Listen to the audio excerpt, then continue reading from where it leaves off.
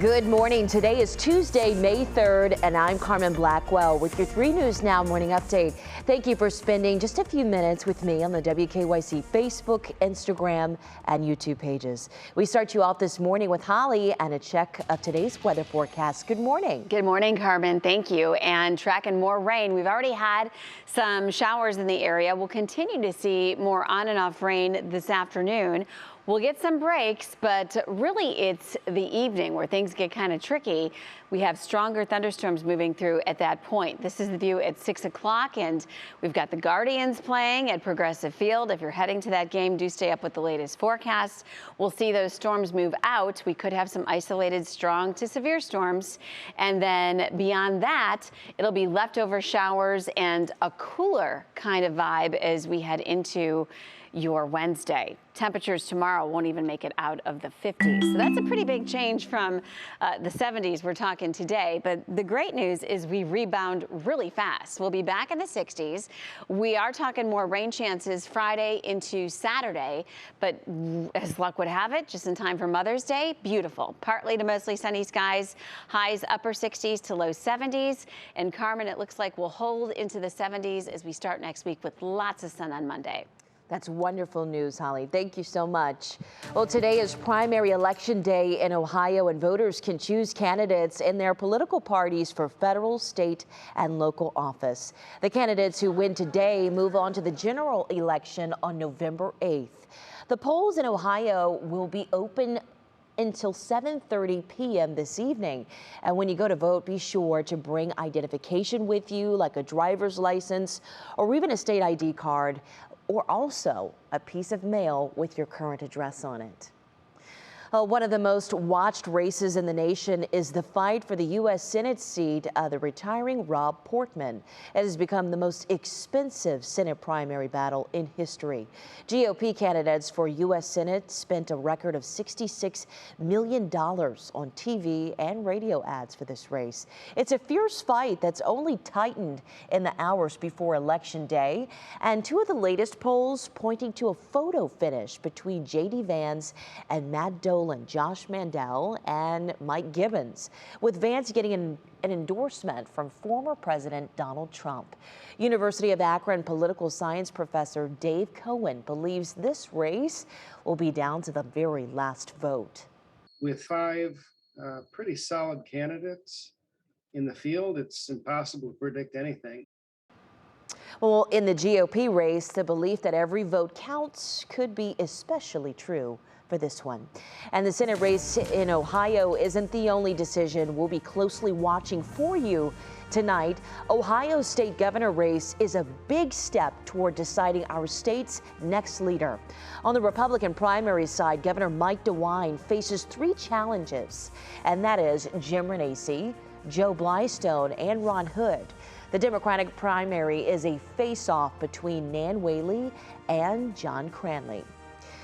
And if you have questions about today's primary, we have you covered. Just head over to our website, WKYC.com, for our complete election guide for you, from what's on the ballot to finding your polling place.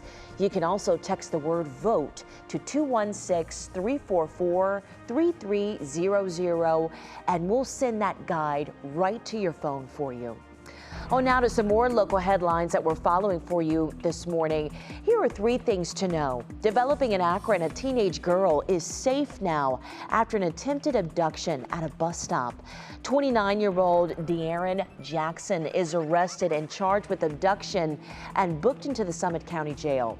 Akron police released this video showing the attempted abduction that happened Friday morning at a Metro bus stop. This is near South Arlington Street and Neville Avenue. Now, the girl was on her way to school when she was approached by De'Aaron and grabbed and forcefully moved, but managed to get away safely. Police arrested Jackson just a few hours later. The Beechwood Police Department is warning residents now of mail being stolen from the Beechwood Post Office that is located off of Green Road.